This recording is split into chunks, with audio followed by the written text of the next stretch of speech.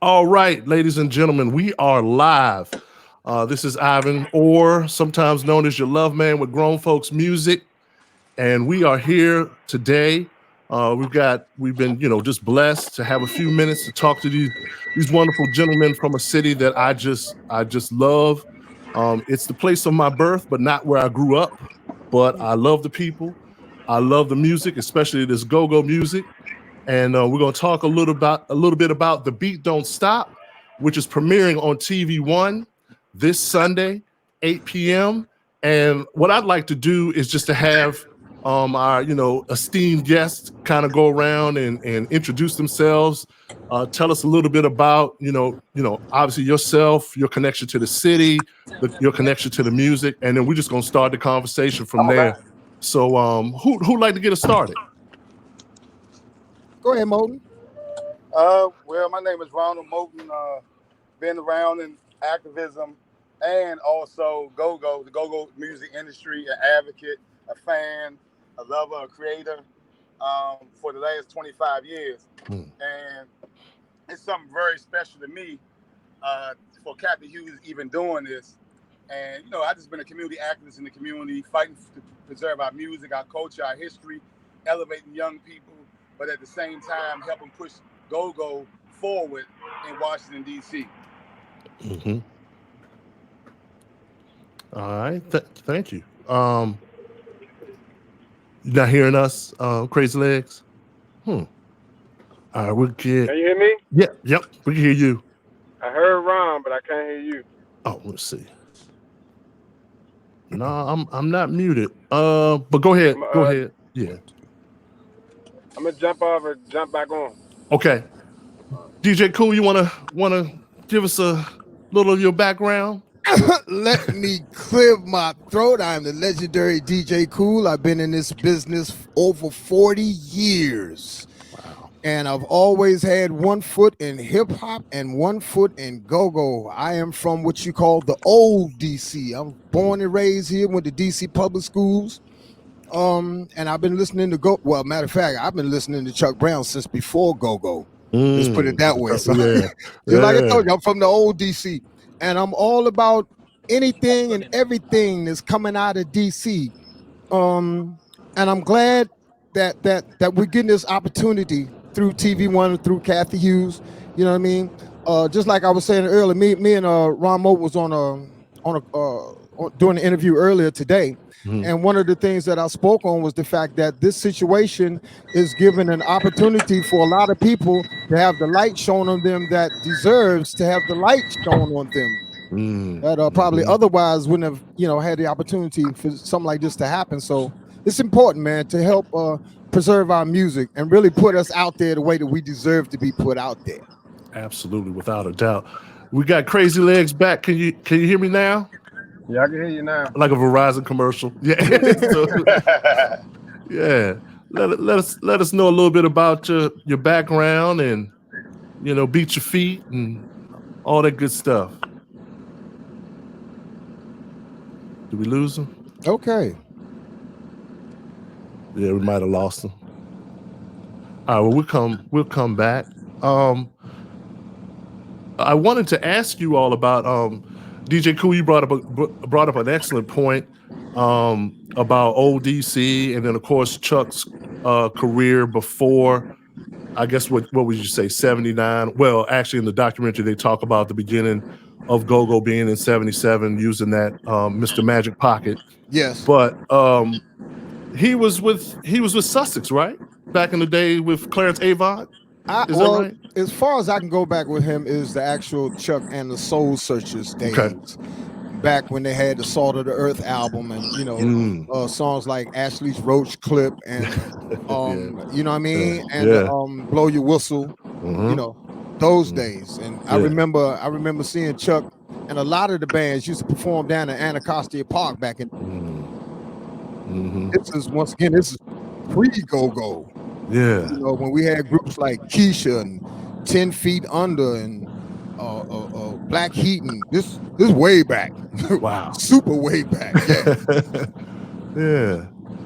I think one thing that I wanted to touch on with you all is And Ron, you mentioned this in your introduction, but could you all, for folks who are not familiar, I guess explain a little bit about the importance of, not only Kathy Hughes, but her time at WOL and what that meant for the music, and maybe even talk a little bit about the difference between, there obviously there's been a long history of recorded go-go, but also that, there's been a just as long and strong and rich tradition of PA tapes and what the live experience, maybe the difference between the recorded and the live experience for the music. Well, I think go-go is like, it goes back to our African roots with the drum called the djembe. And it's the center of the beat that uplifts your soul. It was the beat that kept us alive during the slave trade and our journey over here. So the beat and the drum is live. I mean, you can do it with a track, but there's nothing compared to doing it live.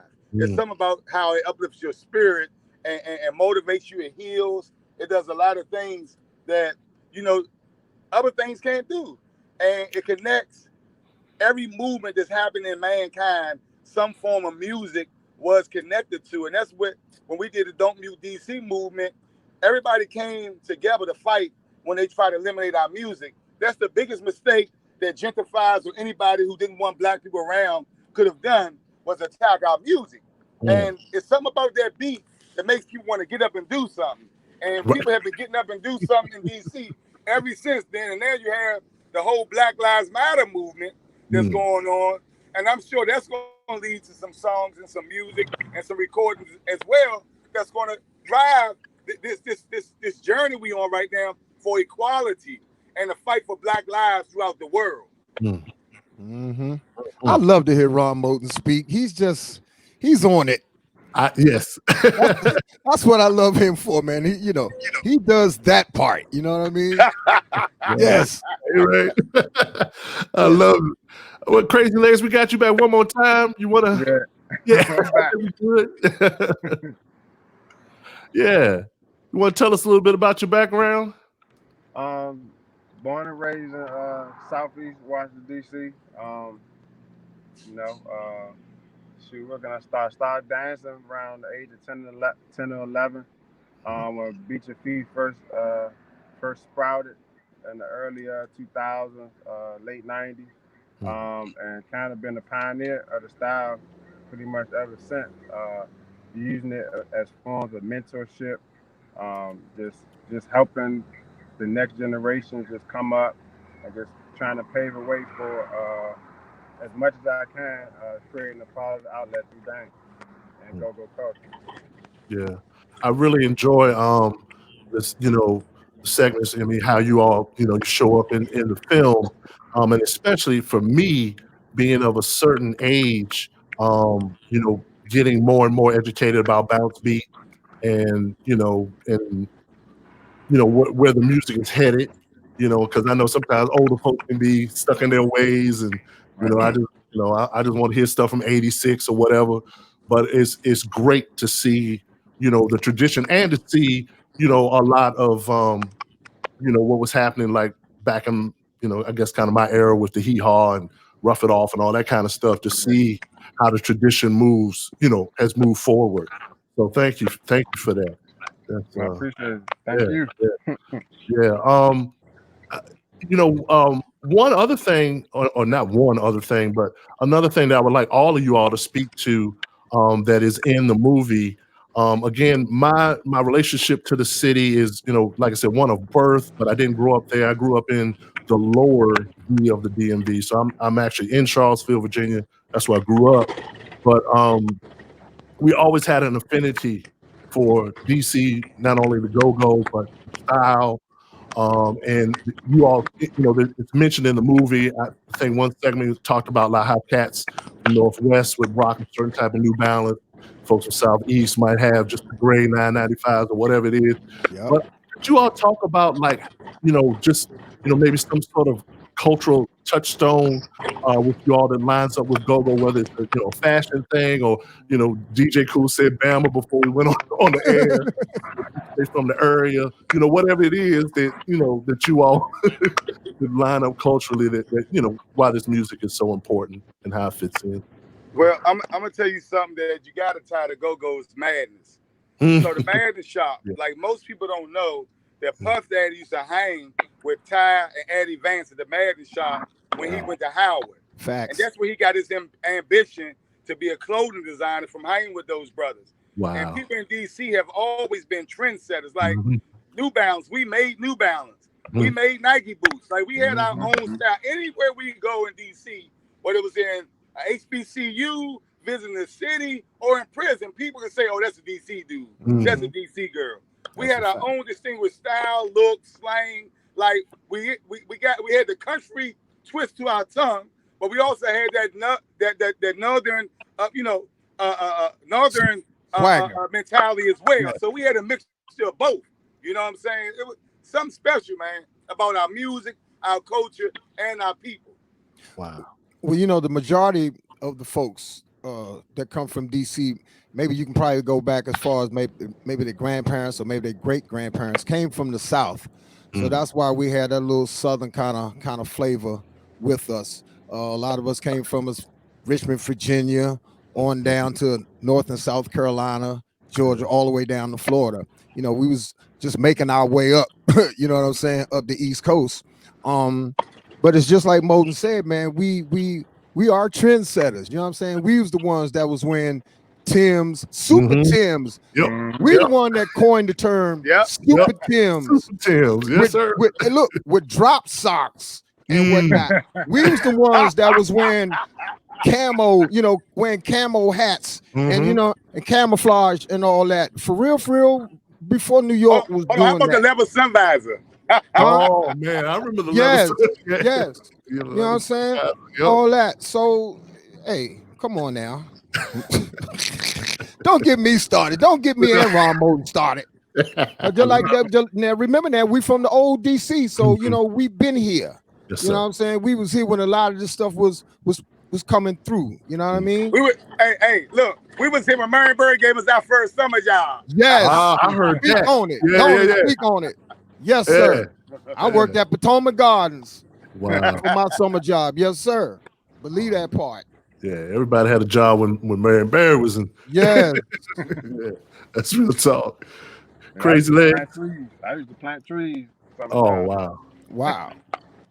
Yeah. But, I remember back in the day, when I was coming up, you're right, we do set trends in the city, no matter what it is. I remember going to the house parties and the go-go's, it was one of the main ingredients you had to come in with either Avirat, North Face, or North Face jacket. Yes, sir. So that was like your battle gear to kind of intimidate your opponents. The whole hood, my whole neighborhood would come in with the Speed Tech North Faces, jackets, everything. That's right. Eddie Bauer. Nike boots, you know what I'm saying? So definitely trendsetters. Hobo Shop, Madness, just everything. Yeah. Well, we had a lot of our own clothing lines. Okay. Madness, Hobo, Shooters, We Are One. You know what I mean? Yeah. And I can tell you a story when it was an outsider that came in DC who was making all of the clothing designers' clothes, and then he tried to open up a clothing line, and he lowered the price to half their price and was running everybody out of business. It was called Visions. It was a big story in the Washington Post. Yes. And the designers called me, the community activist, and I organized the go-go community, and we ran his ass out of DC. I know that's right. So, that's how powerful go-go is. Yeah. Everybody was about to be put out of business. Just think your manufacturer come back and compete with you and charge half the price. Wow. We organized Polo, Big G, all the Bounce Beat bands, all the big bands, and when we ran them out of town. That's how strong go-go is. The politicians use go-go for campaigns. Yeah. I've used it to make songs. Yeah. It's a whole, like go-go is DC. It's the heartbeat of the city. And it was the right thing for Ken McDuffie, the mayor, to make Go-Go's DC's official music, because we cannot let culture erase DC like it's done so many cultures in other cities. Yeah, yeah. And I'm so glad to have seen this segment on Dope Mute DC within the documentary, and of course been following you the whole time.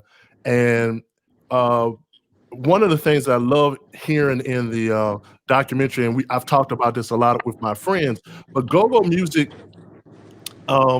has never been the music and the business of it. I mean, y'all could correct me if I'm wrong, but it has never been gentrified. Yeah, it's right. It's a true Black art form. For sure.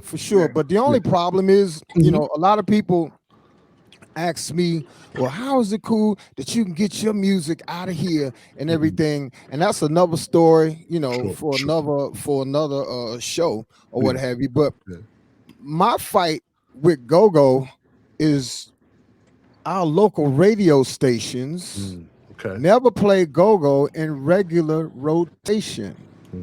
They didn't start playing any Chuck Brown music in regular rotation until that man was in the ground cold. Wow. Or damn near in the ground cold.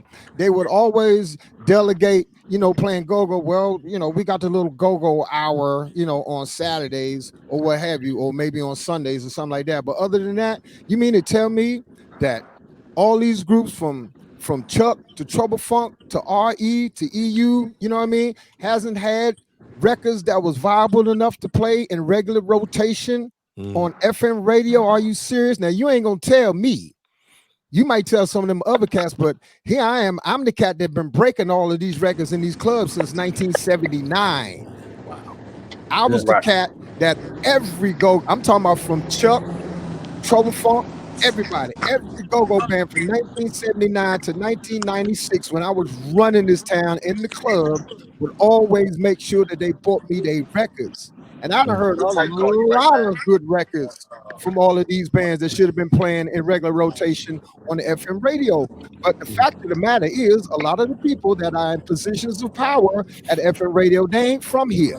So they give a damn about what's going on as far as, the culture of this city and what and how much that music means to us culturally and even spiritually, if you really want to go that deep, you know what I mean? So they don't care. So that's what I've been fighting for. That's why I make the music the way that I do. My sound is what they call that hybrid sound. I got that hip hop go-go thing, was I sample real go-go records and arrange songs in the way that a hip hop song would be arranged to help get the music out of here. So then when people ask me, well, where that beat come from? I say, oh, that's from an EU record, or that's from a Trouble Funk record, or that's from a Red Essence record. Well, who is that? What? That's go-go. Ooh, you need to go. So that's my way of sliding it in there and getting it out here nationally. And I'm gonna continue to do that because that's what I do. Well, we really appreciate that. Definitely. Just had a couple more questions for you all. One thing I wanted to, because go-go is unique and, its own unique culture and has its stars and its, its legends. And of course we talked about, mentioned the godfather of go-go, Chuck Brown. But I wanted to ask each, if each one of y'all could weigh in on it. And, I know this is a difficult question because you have friends and you might, but I'd like to hear from each one of you. Do you have a favorite, lead mic person and a talker, and why? Like, what is it about that person that you kind of gravitate to the way that they control the mic and control the crowd? I mean, I another legend, gone too soon and rest in peace. I learned so much and stole so much from so many chants from Little Benny. I thought he was one of the greatest on the microphone. But if y'all want to jump in and I have three. Okay. If I can have three. Sure. And they go in this order. Chuck Brown, first and foremost. Just because of his swagger, and just the way that he can command the audience. Like, I learned a lot from him. You know what I mean? Big Tony from Trouble Funk because of the sound of his voice. Yeah. And James Funk, once again, I'm gonna use that same word over again, swagger. Yeah. You know what I'm saying? Yeah. Those are my top 3 right there. I love it. Love it. CrazyLegz. Did you freeze on? Yeah. I'm here. I'm here. Okay. my big brother G. Mm-hmm. Backyard. Mm-hmm. Yeah. Lil Chris T.O.B. For New School, of course, rest in peace, Polo. Don Fleet King. You can only have 3. Yeah, those Polo G, and Chris. Yeah. Wow. Yeah. Wonderful. Yeah, I think we lost. Yeah. Where's Ron Moten? Yeah, I think we lost Ron. Because one thing I wanted to, also hearing his favorite talk. Oh, he's back. Here he comes. Let me add him in. We got you back, Ron.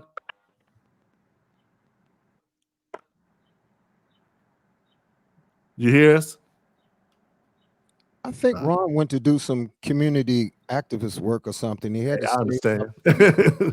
We appreciate the time he could have with us. That's what he does. Right. He does. Yeah, so yeah, I wanted to ask you all about that. And then also just, from you all personally, what, because I know one of the recurring themes through the documentary, and you mentioned it, DJ Kool, about this music breaking national, and of course we saw examples with the butt, which can be can be a controversial topic sometimes. But what is it that radio play outside of that, like what is it that from somebody, if someone's from Arkansas, or somewhere else, Nebraska, what is it that you would like for them to know, or maybe would hope that they would experience with go-go, so that they might be able to open themselves more to something that they might not be familiar with? I mean, well, first and foremost, like the best way to experience go-go is live. Period. Because it is, I mean, this is how the music is created. It's live. It's not, using a bunch of drum machines and samplers and this and that. You can do it that way, but it's going to sound a little bit strange. But it is a live form of music that needs to be heard live, and that is the best. That is the way that you can actually appreciate it live. But in my opinion, I think one of the reasons why go-go hasn't stayed national, I'm not saying it hasn't gone national, because I've gone national with it several times. You mentioned EU. We can even go before EU. We can go Chuck with Busta Loose. We can go Trouble Funk in the 80s. They had a bunch of hits in the 80s that went national. Yeah. But it's always been the business of go-go. Okay. It ain't been right. Okay. Understand this. I've been in this industry, probably about 43 years. Myself, Red Essence, and a lot of us been in this business over 40 years, just as long as hip hop has existed. Right? But it seems for some reason that I have no knowledge of, the people that have been taking care of business as far as hip hop is concerned, they were able to handle their business properly.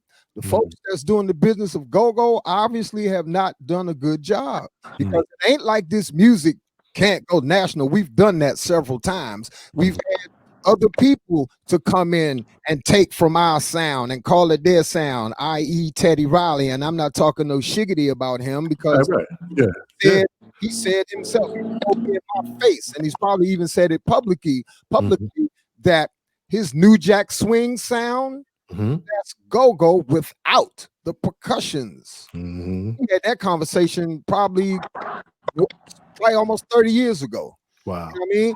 I've even also heard him say that at once upon a time he wanted to be a member of Rare Essence, which I can see that. Yeah. Yep. So we've never had our business right, but now things have changed, and I think now is a much better time than we've ever had before to really capitalize on our business.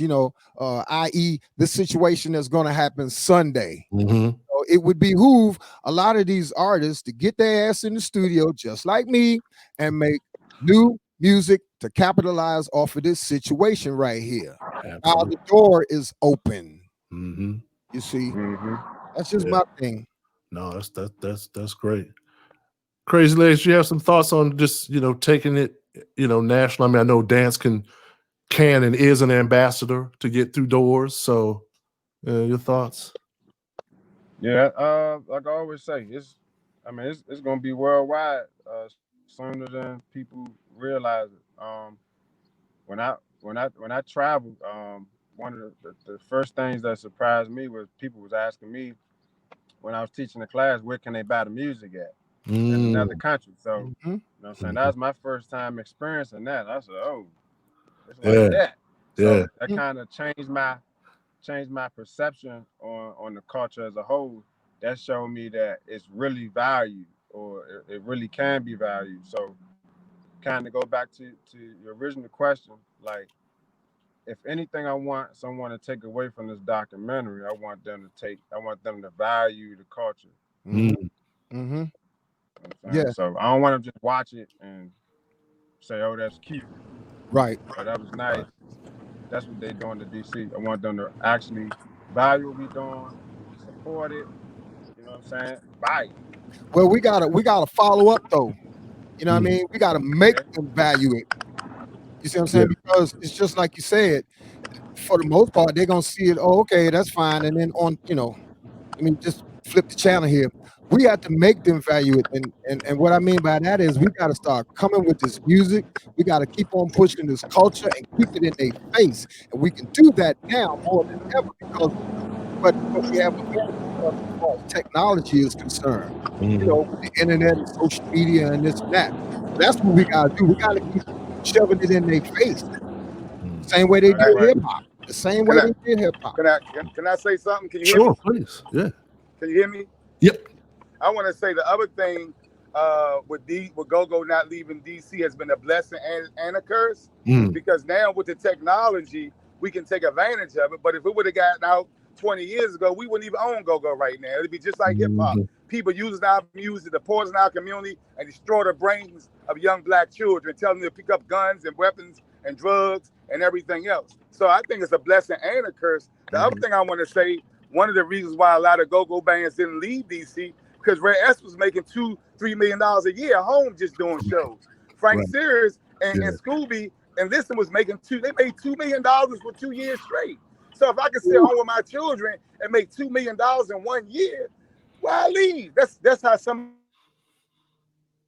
Oh man, lost the end of the thought, but yeah, that's that's facts. Right. That's facts. That part. Can you hear me? Yeah, we got you. Yeah, so that's I got cut off. But that's the other thing. So it's like a double-edged sword. You know what I'm saying? It has its pros and its cons. But like what DJ Kool was saying, I think now. Oh no, that's 45 doing that. Every time Ron Moten speaks, 45 wants to cut in. Yeah, because leave us alone. Yeah, it's real. I want to, I cannot, I really can't put it into words how special this is to have this opportunity to talk to you all. We here at Grown Folks are committed to seeing this process through. We're going to be, I will be live tweeting, some things, some thoughts when the documentary premieres on Sunday. But I wanted to also extend to all of you all, like seriously, you have a home here. We're one of these sites and blogs that understand the music, appreciate the music. So if you got something to promote, you want to do something in collaboration with us, please let us know, because we love this music. And it's interesting because DJ Kool, you said something at the top that I've seen in this community, and actually it's reflected in the film. When I was growing up, this little city, they didn't want to hear anything. We loved hip hop, but it was always about go-go. It was always about go-go. And now, I saw in the documentary, with the ascendancy of folks like Wale and other folks like that, you're not seeing as many, cats making bands or whatever. But I just, I bring that up just because you have a wonderful hybrid of the music. And there's a wonderful hybrid of dance in the music. And so I just wanted to hear your closing thoughts on like where you would like to see, what are you predicting for the future of this music? Is that a question for me? Either one of y'all. Yeah. I'd like to hear from both of you. Well, once again, we just got to keep pushing. You know what I'm saying? We got to keep creating. We got to keep pushing. We got to keep promoting. And it can happen. We have a better opportunity now, once again, like I said earlier, than we had back in the days because of technology. So to wrap it up, we just got to keep pushing. We got to keep creating. We got to keep promoting. We got to keep it in their face. Because you can't, you know what I'm saying? If you keep punching at something, after a while, you're either gonna knock it out or either you're gonna punch straight through it. You know what I mean? Yeah. So you gotta keep punching, man. I mean, I've been punching since, Music Ain't Loud Enough came out in '86. Wow. Yeah. I've been punching since as far as that, and started DJing. Well, I started in '78, man. I was started in the clubs in '79. Wow. Yeah. I've been punching for a minute, and I'm gonna continue to punch. You know what I mean? Yeah. And rep DC. That's why people always see me. Moten to tell you, every time he see me, I got on this Black Nationals hat, rock real low. Yeah. That's my thing right there. I want them to see that curly W. I want folks to know I'm from DC. Yeah. First and foremost. Anything else after that, then hey, whatever. But I'm from DC. I'm from Southeast. You know what I'm saying? Born and raised, DC public schools. Yeah. All that. Wow. Yeah. CrazyLegz, any final thoughts from you about the future? I just second what he's saying. He right. We got to keep pushing. You know what I'm saying? I just think now, like you said, it's an opportunity. You say he's been punching for many years now. I think it's time for more of us to punch. Yeah. You know what I'm saying? And apply that pressure, and and break through this barrier that it's invisible barrier. Yeah. Yeah. You know what I'm saying? So let's just do it. Yeah. It's gonna be global though. Well, I would say it is, and it has been, you know what I mean, but we haven't had enough of it. It's just been in pieces. Chuck Brown had a turn, Trouble Funk had a turn, EU had a turn. Hell, I'm still getting a turn. You know what I'm saying? Right. And a few others. So we out there, but we just gotta keep it coming. Now we gotta take advantage of the technology that we have available to us now. Yeah. They know who we are. Yeah. And they know, it ain't like we're no stranger. Right. They know who we are. We just gotta keep on punching. That's all. Yeah.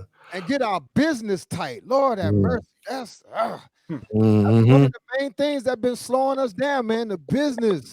Come on, son. Too much nigga business being done. Yeah. Get to the business. Yeah, no, I understand. Nigga business.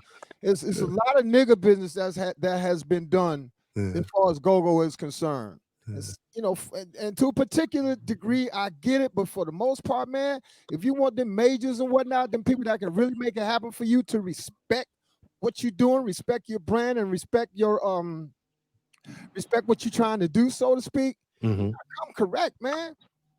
Yeah. You gotta know how to talk. You can't be, giving them a whole bunch of swagger talk and all this kind of stuff, man. Them folks ain't want to hear all that. You know what I'm saying? You got to talk that you have some level of education. So they'll at least be kind of sort of receptive to you. I mean, we already behind the gun anyway because we black and the way that we look and, all that kind of stuff. So we're already playing like we 10 points behind already. So we got to show them different. We got to show them that we sharper than that.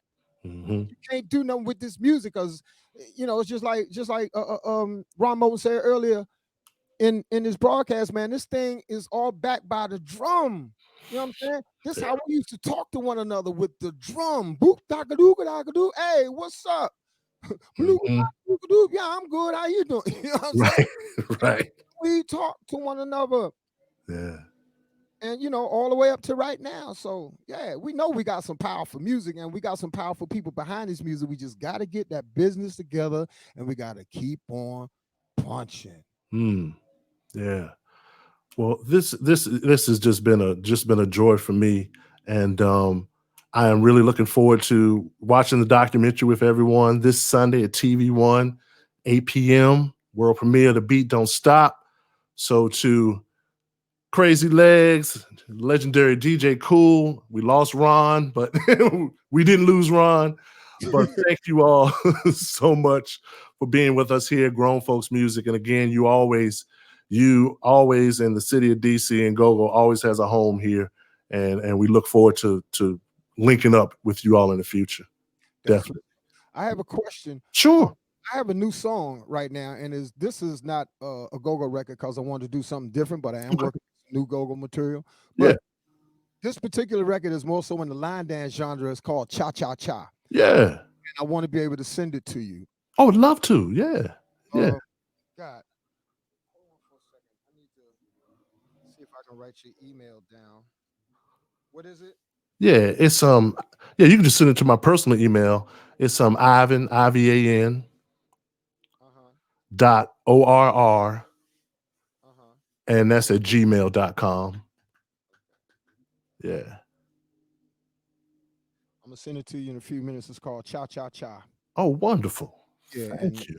It's one of them DJ Kool records, but this time we doing the line dance thing. But I'm working on some go-go stuff. I got a go-go that I'm working on right now called Take a Picture. Nice. Yes. So, we just, once again, keep punching. Yes, sir. That's right. Well, thank you.